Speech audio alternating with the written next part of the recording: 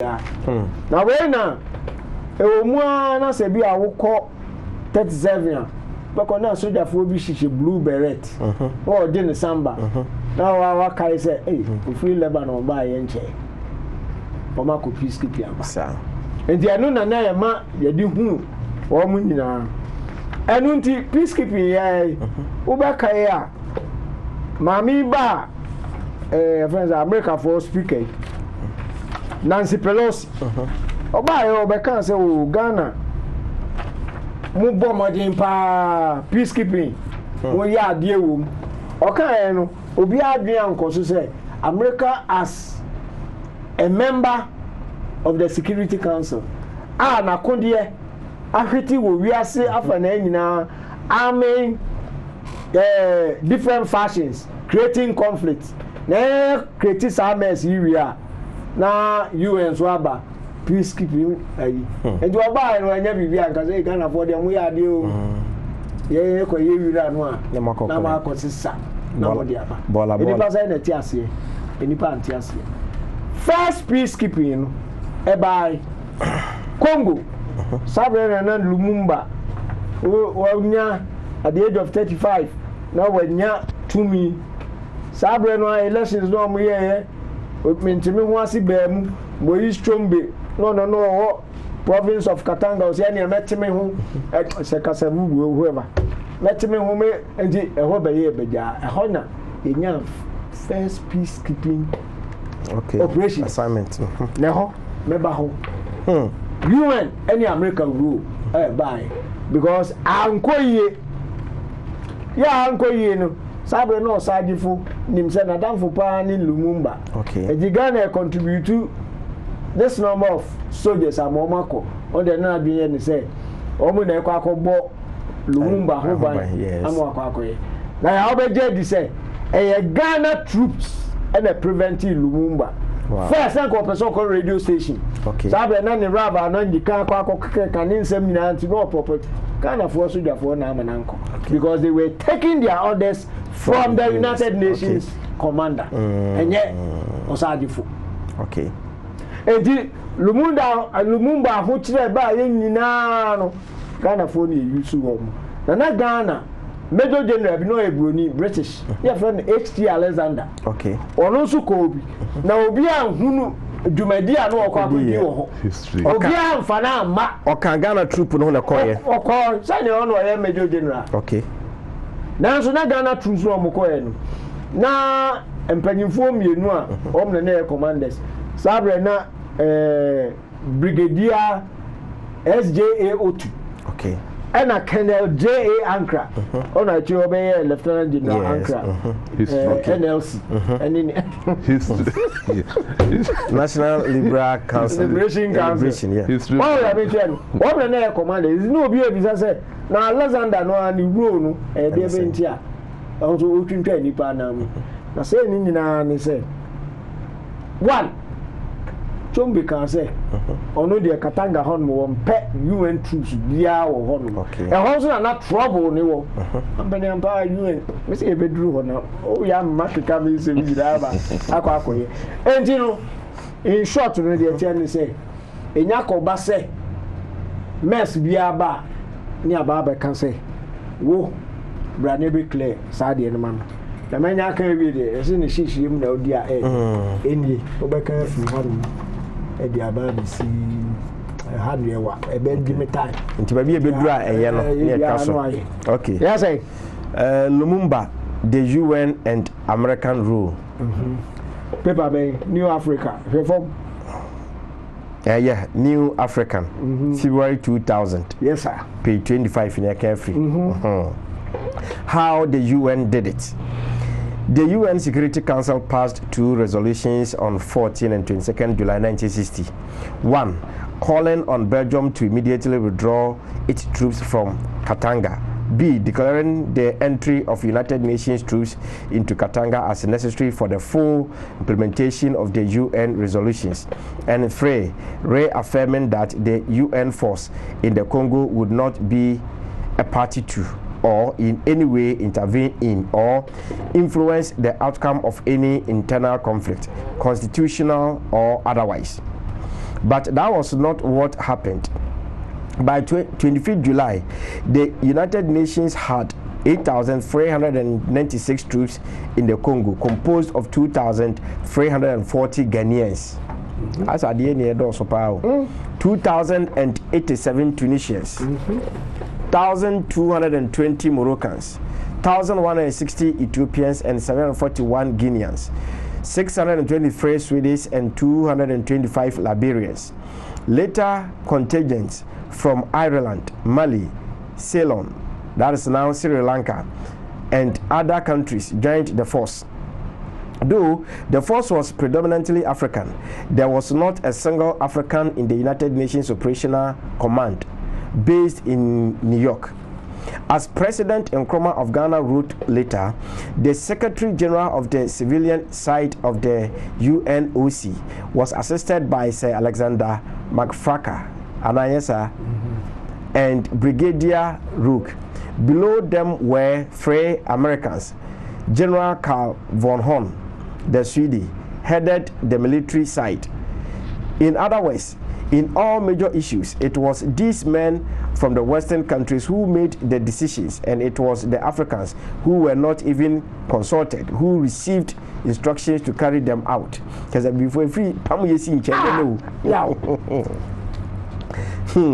thus, we see the spectacle of Africans being used to crush fellow Africans. What? It was all done under the grandiose phrase of the United Nations Charter. Was it surprising, therefore, that the UN troops were initially sent all over Congo except Katanga, where the problem really was? In other words, the UN occupied the very provinces controlled by Lumumba's government and left Katanga free for the Belgians and Shombis, the Shombis rebels, an act which was against the very spirit and letter of the UN resolutions of 14 and 22nd July. Now, but I been telling Katanga honey the answer of my guy honey say a man too soon. Sitting in an actual the conspiracy, and near man there Koso. Yes. Belgium, and na the colony, any Congo. Okay. And you know, strong hand. Yeah. I was. I know when they say actually, Lumumba winning elections. No, campaigning on the platform say.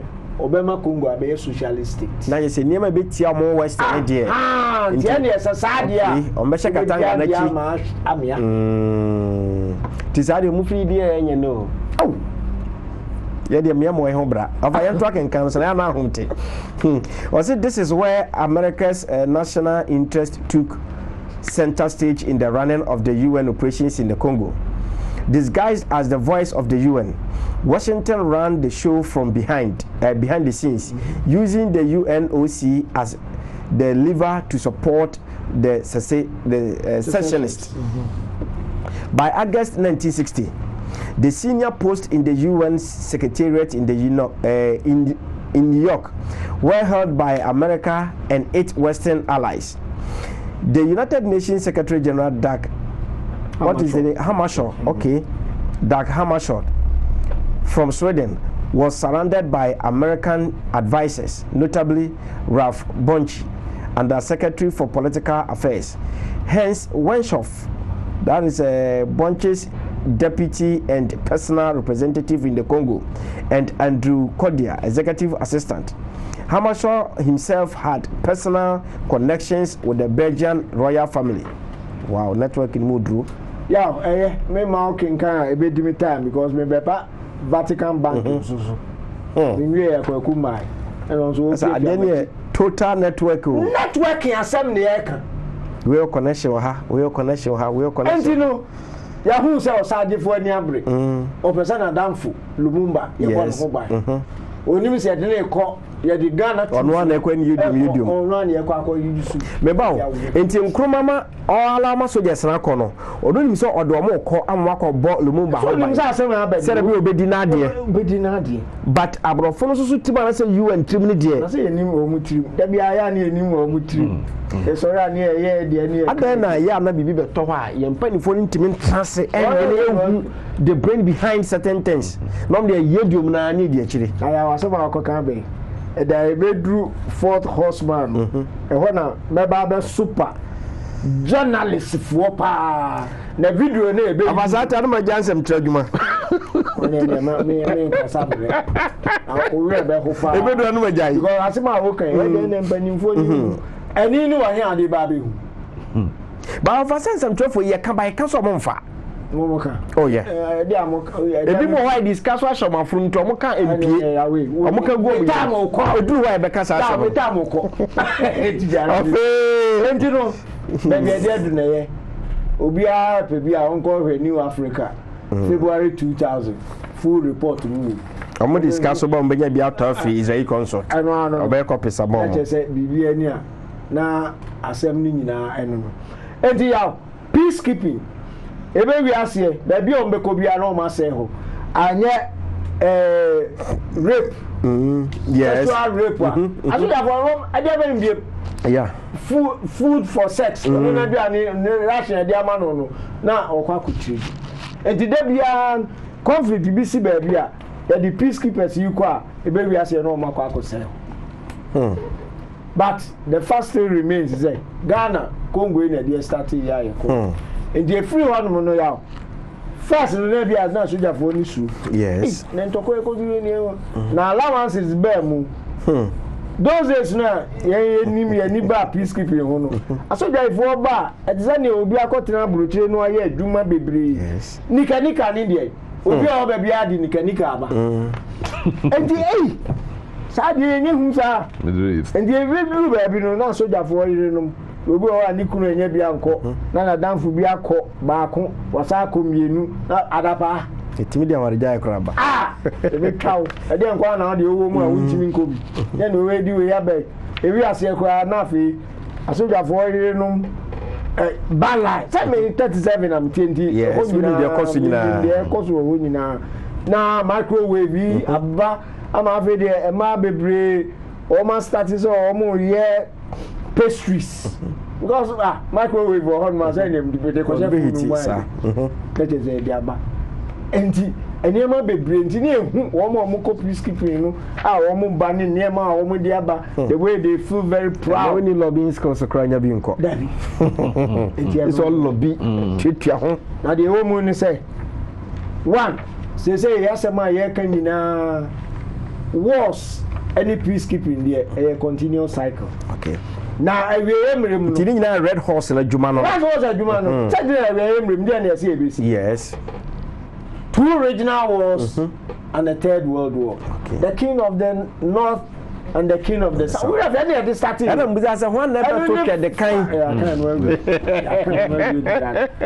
and no baba and the all wars and the even yi and no peacekeepers no o be dey no ma gbe mu because if you ask no the holding the pinso and e ba paper and the yaw send the books of Daniel and the Revelations am here who and yes our program and only wars are a bit chatful and the first and second world war no na ba yinti and asumbi beba afina third world war two regional wars I don't know that boss so had man for ntiase third world war beba man we no beba Vatican waku obecha mo ta no be 5 minutes bi aka no na media yi mi video bi hia pa Vatican Bank no your friend no ni formally no your friend no Institute for Works of Religion okay IOR but ni di no commonly no bi ani say your friend no Vatican Bank. It was founded on 27 June 1942 by Pope Pius XII. Okay. Ono by the time na World War efrasi. Na senior book it one kan o me pushi ma Hitler about power. Enti no akwa to say link no na ewo ho. Enti Vatican Bank no say agudie ni adododie bi ebebe bia no ho na ese ade be ko nti o mu ma ati ase say banker ye di safeguard na ye dey protect the property and other interests of the Roman Catholic Church. Say no obetimi dey any charity work any nema.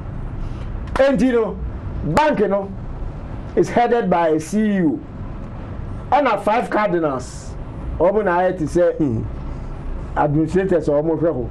And the 5 cardinals no say CEO no be report ma omo a omo so akwa akogbo pope amane. Enti de omo ye eno. Na ya edu sa time we de. Say sa na tie de a yen hwe Vatican. The sika ho dey be obu kwe mama be machine. Oh le. Bedu. Kakra. Okay. Yen hwe Vatican. The entire what bank you know. If you say o skapa investment who be chair no. Na wo mobo. More books a friend say a book a friend says small screen no mu na ye kan we free small screens page 71 and ye kan ye free chapter 10 can free third paragraph for us. The Vatican has large investment with the Rothschilds of Britain, France and America, with the Hambros Bank, with the Credit Suisse in London and Zurich. In the United States, it has large investment with the Morgan Bank, the Chase Manhattan Bank, the First National Bank of New York, the Bankers Trust Company, and others. The Vatican has billions of shares in the most powerful international corporations such as Gulf Oil, Shell, General Motors, Bethlehem Steel, General Electric, International Business Machines, TWA, etc., etc. At a conservative estimate, these amount to more than $500 million in the USA alone. So, Vatican, yes, the richest. Inti banks na bobo so ni nyina no almost shares ni getire ho ana America nko ano $500 million fa no to nje abeji we. How rich is the Catholic Church? Ayaka no free hand the street when you can fee from free New York on the and second one okay New York the street feeling guilty about investing in stocks like makers of guns, cigarettes, and alcohol products. Don't. Over the course of its history of investing, the Catholic Church has done much worse. Koso? In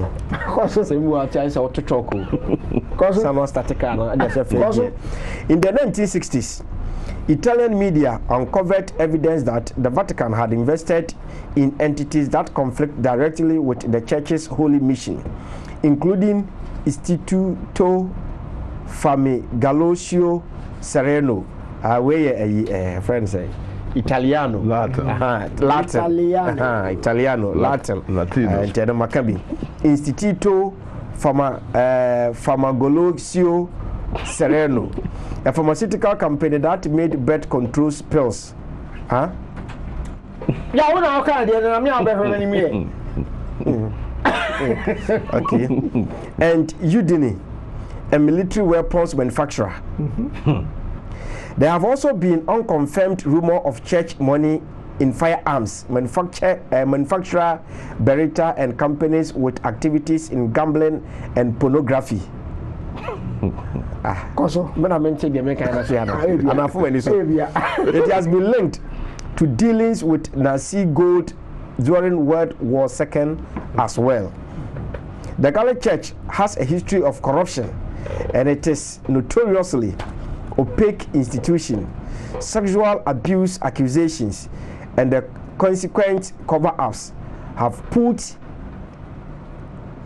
it in the headlines most recently, but it has been at the center of numerous scandals over the years, ranging from accusations of ties to the mafia in Rome to allegations of stealing babies in Chile and Spain. Now, where the picture no, France is the better screen also. But you fatwa many time we are kafra. Picture we France is don't want to screen so answer one kind. Yo. Kwaku for you but modern fan for you to symphony na pope. Na etu no hwem na say telescope. Etu na telescope or the two we are be hu.